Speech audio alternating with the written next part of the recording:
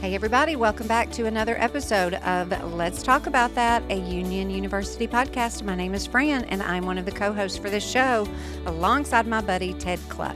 This week we have got our friend DJ Culp in the house. He is a professor of music here on our campus. Sit back, enjoy the show. We thank you guys so much for listening. All right, Ted Cluck, how are you? I'm good. Mm-hmm. Yeah, I'm good. It's a busy season. Yeah. You know, everybody says that, but why is it busy? It's wrapping up. It is a lot of grading to do, and was kind of looking forward to an afternoon of glum, like rainy day grading. I actually like that. Yeah, I know you do. I got a little chair, and I go through all the papers. It's very cinematic. You know, it feels like I'm a teacher in a movie. A little background music happening. Yeah, little background music, little glum music, but. We have radio to do, Frank. Yeah, we do. Listen, there's no time for grading. There's no time for grading in my day job, since this is my real day job now. The Let's Talk About That podcast. And let me tell you something. We're in for a treat today because we have my good friend from Jennings Hall, my work friend, DJ Culp. I'm so excited. And speaking of movies, DJ. Of course. Yes. Yeah. I love the subject. When you and I first met, I took note of your cap, your flat cap, which is kind of my corner on campus, and far from being resentful of you doing that, we used it as a bridge for our friendship. We hit it off right away. It was those in your Gould glasses. My Elliott Gould glasses, which I need to resurrect. I need to bring those out. You really do. For at least one episode of this. But that'd be fair. You told me, I said, what do you do and what do you teach? Because you're down on the first floor in music, and you said, I'm a jazz drummer. Which, is there anything cooler, Fran Thomas, to lead with in a conversation than saying I'm a jazz drummer? Oh, and how did you respond to that? You're like, I was just in awe. Oh. He asked for my autograph right then. I took out the autograph book and I denied him. Like, I'm sorry. You can write best wishes, or you can write a note of a personal nature, whatever. What's your sister's name? I'm not going to tell you what to do. But so anyway, we kind of hit it off on that, and then I asked the question, do you love the movie Whiplash, which is all about kind of the ascension of this young jazz drummer whose goal in life is to be the best jazz drummer in the world. And it's early career Miles Teller. So the guy from Top Gun Maverick, when he was younger. Who does not look good in a mustache, P.S., but continue. Yeah. Oh, really? Oh, no. I beg to differ. We may have to litigate that, Bubs. Sorry, dude. That'll be in the outtakes. That's on the director's cut of this show. But no, you proceeded to tell me that you hated the movie Whiplash. Hate that movie. And I want you to tell Fran why that is, so that she can decide for herself. I know nothing about the movie. Okay, I know nothing. Set the stage. I will say this, that the way that the movie, the way that it really pushes the music industry is pretty accurate. That it's very cutthroat. That it's extremely dog eat dog.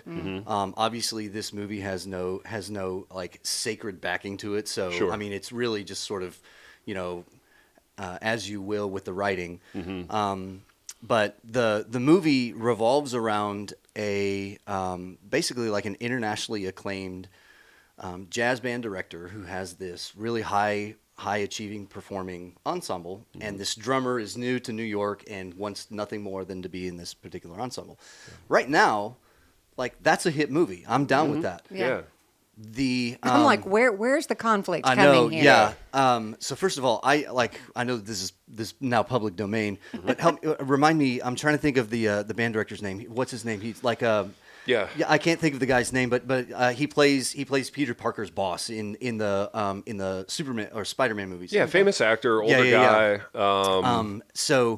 He absolutely berates everyone in the ensemble, and the whole movie is now around how the drummer, as you mentioned, Miles Teller, how he is going to try to actually make it into the music industry, and thinks that this particular director really is his rite of passage. And the reason I can't stand the movie is, you treat me like that, I'm out. I seriously don't care what your reputation is. Yeah. And if that means that I actually have to say deuces to doing what I quote unquote dreamed of, I refuse to believe that one person would have that much sway Sure. over one other person's like entire future. Yeah. And that's another thing that I don't like about the movie is that like this particular drummer has it under the notion that this particular director really is the only way that he's going to get there. Yeah. But Fran, the reason if there's a nice tidy bow that makes me hate the movie all the more. A nice, tidy, hateful bow. A nice, tidy, hateful one. Ragged, beat Yeah, up yeah, bow. that's right. Right. It's like a Tim Burton bow, you know. Yeah. Is at the end of the movie, this particular director tries to sabotage the drummer, and Miles Teller decides he's just going to go rogue. He's going to do this very impressive, really big giant drum solo playing a very famous tune called Caravan, and they smile at each other at the very end of it as if to say, "See, this is what I wanted you to do." And like I can't stand that negative reinforcement at that level. Yes. Will actually create positive outcomes. I can't get there. Yeah. Yeah, it was one of those, like, does the end justify the means It's exactly movies. right. Yeah. And to me, it kind of turned into a sports movie in the third act where you get the training montage and then you get Miles Teller, like, That's right. leveling Yeah. up. Yeah. And, That's a good metaphor. Yeah. I hadn't thought about that. And so I enjoyed it as somebody who was heavily invested in sports and then Right. later in writing.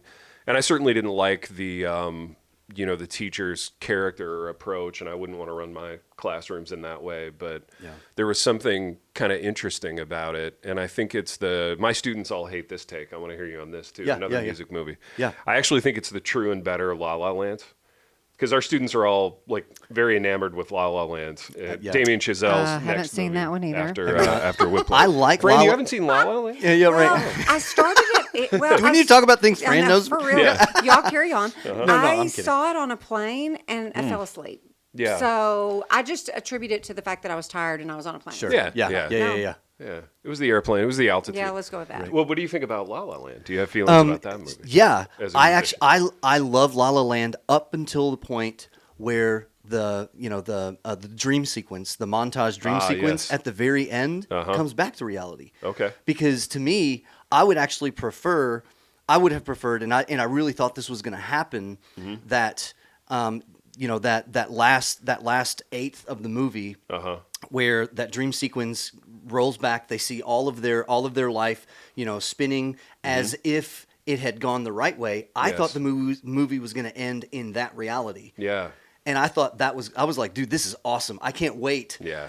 And then we come back into reality, and I'm like, oh no, you can't bail on that. So that's the only reason why I don't like it. Dude, so you're a music teacher now. You teach here at Union. You're on the faculty. I know you still perform and you still play, which I think is great and foundational really to what both of us do, and that we were practitioners before we were teachers. And I think still practicing the craft is important because it brings a lot of juice and a lot of kind of interest to your classrooms. And now, so for you, talk about your relationship with music, like growing up, what you wanted to do, what was aspirational, and then talk about like your approach to teaching it in the classroom as compared to what we see in Whiplash. Okay. So, okay. I do the opposite of what is done in Whiplash. I've been in your band room, by the way. Yes, do you you have. remember my Yes, cameo appearance? I in your do. band room? Yeah. Very film noirish. Yeah. But you actually accused me of a wrongdoing that I had not actually done. I So, did. Yeah. I accused DJ of stealing my gold. I have a gold cane. Y'all's relationship is so Oh, it's interesting. layers deep. It- Yeah. yes. Like- Yeah. There's I so much love going I on here. love Ted. Okay, because Yeah. that was my next question. Do you even like one another? I love. we do. Okay. Of course we do. All right. So Ted, before I Yeah. answer your question, Yeah, can I tell you this, Fran? Yes. So, and this, like, I guess I'll kind of blend this with my background. Sure, so sure. I'm a pastor's kid. Okay. And my dad was at Southern Seminary. So I grew up Southern Baptist. Whoop-de-doo. But I grew up in the Southern Baptist church, where I grew up, like, my dad attended Southern during the initial conservative resurgence, like this enormous national, like on a national scale issue. And so, Dad had his side and he talked about other sides. I remember growing up with those stories. And I actually never thought that I would be teaching at a Christian institution. And I think, like, just be full disclosure, I had in my head that the majority of professors at Union were going to basically be, if like, just kind of displaced pastors of days gone by. And my style as a professor is not the jacket tie. It's just not me. And I learned that early on. But when I saw Ted walking across campus one day, you had your fedora on, you had the Elliott Gould glasses, and it was just a breath of fresh air to know that personality and spirituality are not actually separate. They don't have to be divorced. Right. And I actually, I don't know if I've ever told you this, dude, but like at that point in time, I was like, I want to hang out with this man. I want to get to know him because there's something awesome that he's just so willing to be himself at all levels. I can totally tell it. So Well, I appreciate it. yeah. Oh, And then you hung out with me. And then I hung out with you. Yeah, right. Yeah. What have I done? I can't get out of this relationship now. Yeah, exactly. Exactly. So, my formative years, my dad was a pastor, and actually my mom was my elementary music teacher. Oh, wow. And I'm one of these kids where I loved that. It wasn't weird for me, possibly because she wasn't like my classroom teacher, So music was always fun. I was always good at it. Yeah. But I often have thought in the last 8 years, what was really the spark of me wanting to do this? And I don't know if either of you are familiar with an old, 1940s, 1950s, like Abbott and Costello era, but musician. He was like a comedic musician by the name of Spike Jones. Yeah. Okay, you know the name Spike Jones? Well, I know a music video director named Spike Jones. No, not that guy. Not that no, guy. not Different that guy. guy. Yeah, different guy. So Spike Jones was a comic that had like a professional performing group, and they would have he would have basically the equivalent of again like a comedy bit, just called the Spike Jones Show. And my grandpa, who served in World War II, anytime that we would go over to his house, there were two videos that I wanted to watch all the time. One was Abbott and Costello, and the other one was Spike Jones. And there's a video of Spike Jones doing a drum solo with the trumpet player, and I was enamored. Since there was something just addictive. There was something that drew me in that the drums have always had. And so my mom. I had that musical backing. Music was in the house all the time. I played piano. I did that whole deal. Yeah. So, growing up that way, music was always just a part of my life. And the older that I got, specifically in high school, and Ted, with your background in athletics, you'll appreciate this. I was willing to do whatever I needed to do to be on the baseball team. My freshman year of high school, but I was also very successful in the band area. Right. And during the spring season, band really does ramp up. And that's also when baseball preseason is. So my coach told me, if you're late for practice on any occasion for any reason, you got to run a mile. So here's what I would do: I would go to practice, and I'd walk up I'd be at band, and I'd go to baseball practice, and I'd walk up to my coach and say, Do you want your mile now or later? And depending on what mood he was in, what we were doing, he would say, go ahead and do it now, or let's just jump in. You can do it later. So one day he just got fed up with it, and he said, DJ, you're going to have to choose band or baseball. Oh, wow. Oh man! And I looky did. There. And I did. There's the Dude, story. let's do 30 seconds on baseball. What kind of player were you? What was your play style? Were you a power hitter, get on base guy? So in rec league, I was a power hitter. I always loved pitcher. Steroid era, Anadrol 50. That's right. Yeah. In the bloodstream. That's right. Kidding. Yeah. Yeah. I've seen him high school pictures. He looks like Mark McGuire. The forearm. Late Mark McGuire. Right. No, but my favorite position to play all time was second base, and I never got to play it because I grew fast. Oh yeah. And I had the long legs, Yeah. and so I was always out in the outfield. Sure. Yeah. But that ended pretty quick after freshman year of high school was my last one. Dude, the funnest thing to do in college with my buddies was to take a bag of baseballs out to an empty field and play home run derby. We should go play home run derby sometime. That'd be fun, dude. Yeah, I haven't swung a bat in a while. Yeah, I haven't either. Yeah. It's been a while for me too, but that would be super fun. So now you're Union. Yeah. You're in the classroom. You're shaping young musicians, and so for me, I guess the thing back to Whiplash that I both love and hate about it was I admired his obsession with greatness. and his obsession with like, I want to wring every last bit of like productivity that I can out of my talent. Right. And so I have young writers in the classroom, you have young musicians. How do you like thread that needle of, I want to push them, I want to get the most out of them, but I want to do it with love and kindness Absolutely. and joy? Yeah. Because music is a joyful thing in the same way that writing is. You know, if we're not enjoying it, we're not doing it right. You know, And not only that, but like there's an element to the arts category, and you know, certainly no offense to anything else in the academic community, but there's a certain element of what we do that really is performance based. Yeah, I mean, that's it right. is True. performance, Yeah. and so like, you know, if you suck at what you do, I mean, you're going to get called out on it. So how Yeah. you know, how do I to answer your question? I always have to think, okay, how is it possible that I can begin to acclimate my students to understand that the real world does not care about how they feel, but at the same time, I want them to understand that what they're contributing and what they have to offer, whether they have tapped into it or not, is in fact a positive experience. And I do that. And this is something that I didn't have a lot of when I was coming up. I don't know your experience, like, and I actually don't know the experience that a lot of writers have with this, but in the music world, at least with my undergraduate career and even professional career, there's a lot of people who are just kind of standoffish. It's like, this is my talent, this is what I do. I'm not going to let you in on who I am as a person. This is as far as it goes. And one of the things that I love combating, and it's such a safe place to do this here at Union, is to let students in on the humanity. I don't want students to only see me as a musician. I also don't want them to just see me as someone who teaches music. I want them to see me as someone who loves to goof off. I have like nutsy cartoons that have nothing to do with what I do that litter my door. That I regularly rotate out just to give people, again, a breath of fresh air. But I also want them to see me as a dad, and I also want them to see me as a husband, and I also want them to understand, like, you know, where I'm coming from as a Christian who oftentimes, like, if you were to say, so, you know, DJ, how would you say that you as a music educator relates to Scripture? That's going to be a hard conversation, because there is no such thing as music ed in Scripture, right? I mean, you could like stretch some arguments for it, but I've had to figure out, how do I weave what is really just really a career field and nothing more. How do I weave that into you know, the Christian the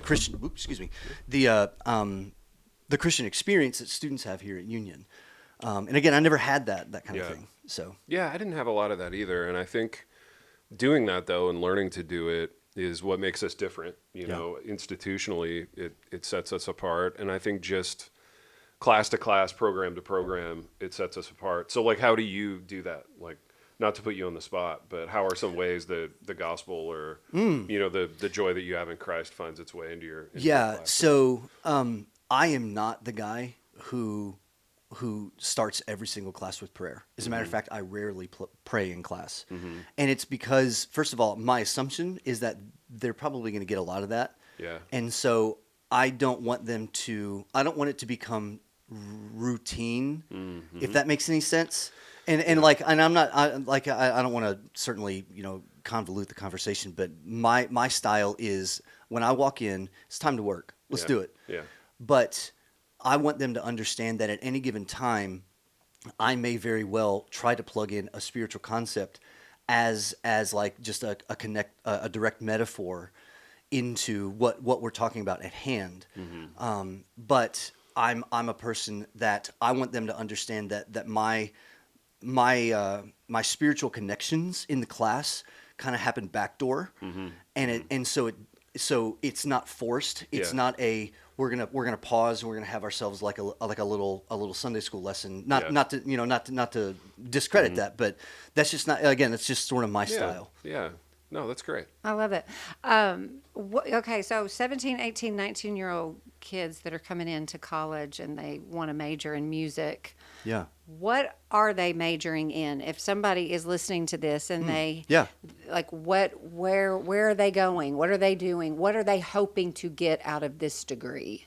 That's a great question. We have a lot of majors in the music department.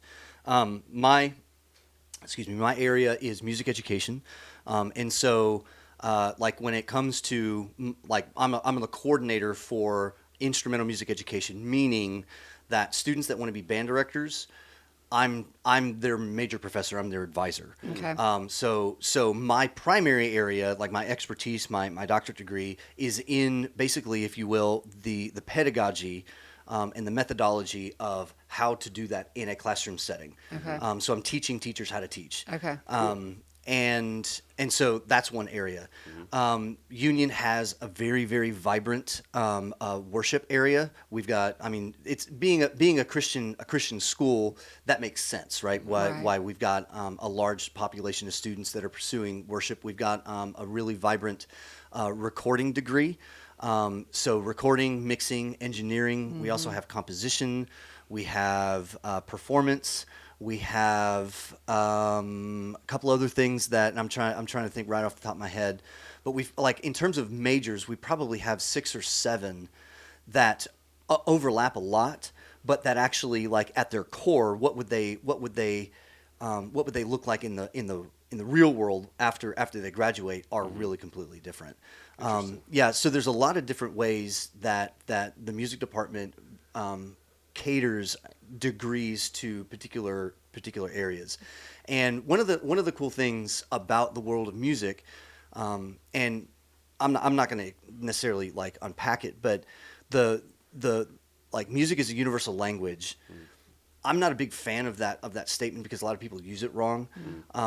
And when you really figure out what the language of music is, it's really easy in any one of those degrees that we offer. It's actually really easy to take another class that may on paper not really look like it belongs in your degree area, but it'd be very easy for you to understand what's the benefit of me as a music educator, maybe taking like, I don't know, a worship class or a composition class, or if I'm a worship major and let's just say I don't really want to perform. That's not really my cup of tea.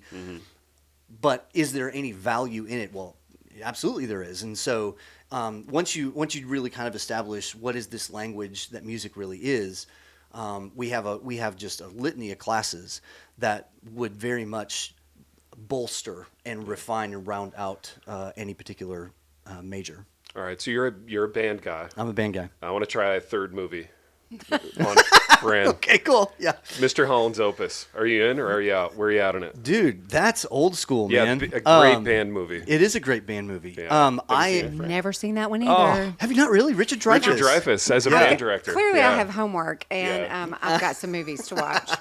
So Mr. Holland's Opus is, I would have to say, is probably the most famous like music education, like cinematic movie. I feel like I can see it in my head. Like, Yeah, you've probably what seen year? it.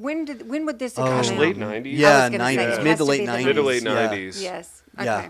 So I was last chair saxophone at I was- Blackford High School. I was first chair clarinet. You're First welcome. chair. Look High at achiever. that. Yeah. Yeah, You're Fran. welcome. You're welcome. I So conduct I- the symphonic band. I'll be calling on you. Are you going to call me too? I can No, dust not off at the all. old Not saxophone. at all. No, can read I'm not. music. Ted, I'm not putting you on stage. I goofed off a lot in bands. I But then love it. I had this experience where, like, early in my marriage, early in my adult life, I watched Mr. Holland's Opus. And it convicted me at a deep level. And I felt like I needed to reach out to my band director, Miss Sims, and apologize. And apologize. Yeah. Lo and behold, I ran into her in a Chinese restaurant not too many weeks later.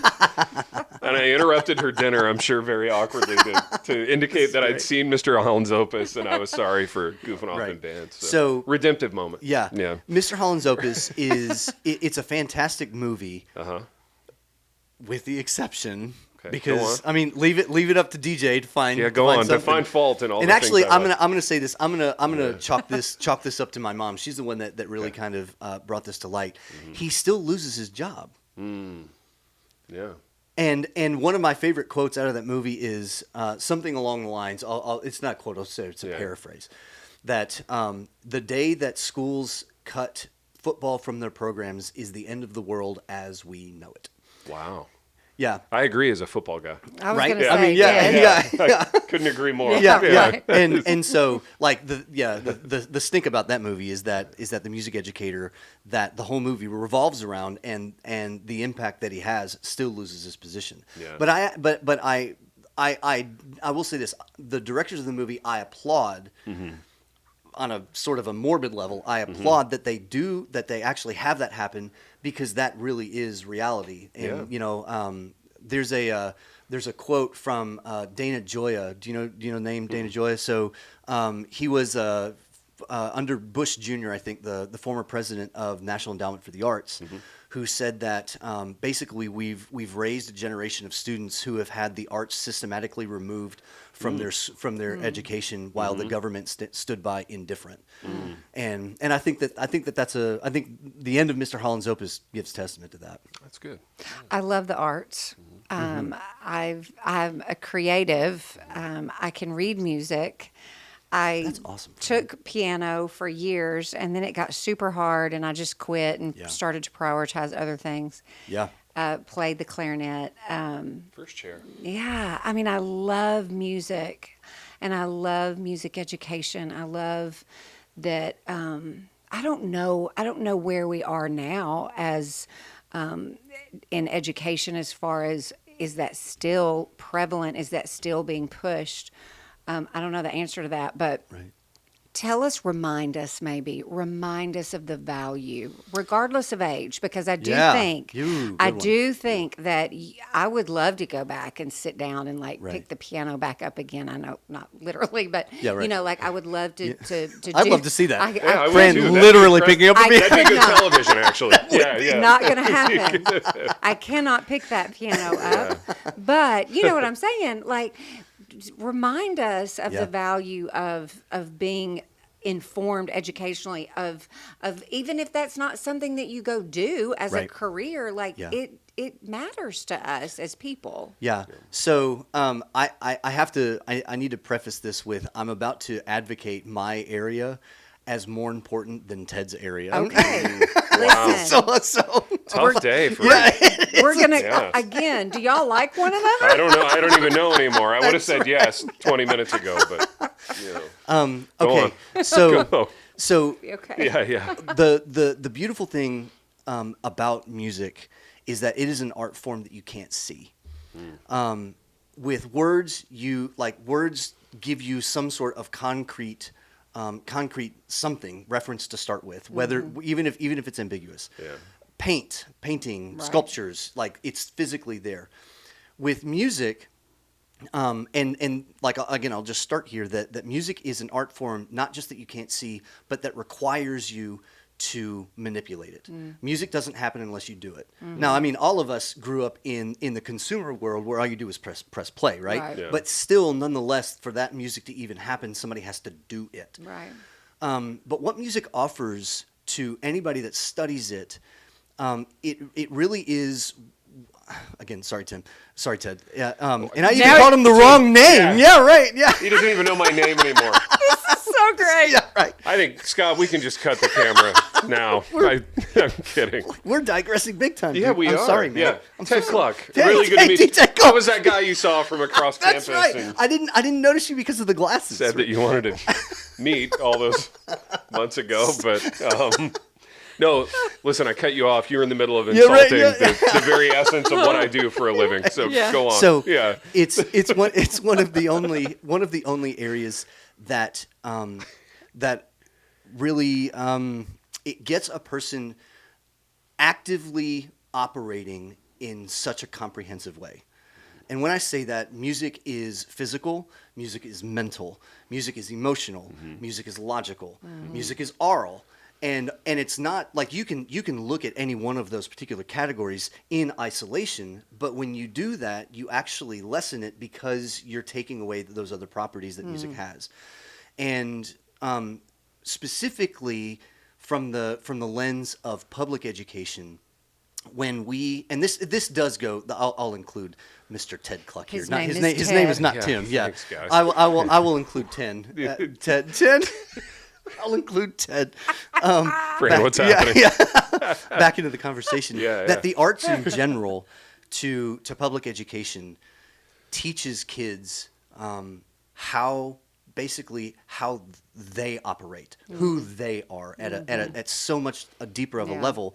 Because again, it speaks and reaches to the I'm going to make up a word here, comprehensivity, right? The comprehensiveness of the human person. Yeah. And to me, there's actually an added level that a lot of band directors, and I don't know about choir directors, but I'm suspicious, don't reach. And that's the creative level. Now, this is where Ted wins all the time, where a lot of people in the music world in public education lose, because with creative writing, and I mean I'm not pretending to know much about his area, but with creative writing, no, you're right, I don't know, but with creative writing, like you're forcing your students to like start with nothing and come out with something. That's right. But in the world of music, far too often, our area requires us to perform things that have already been composed. That's right.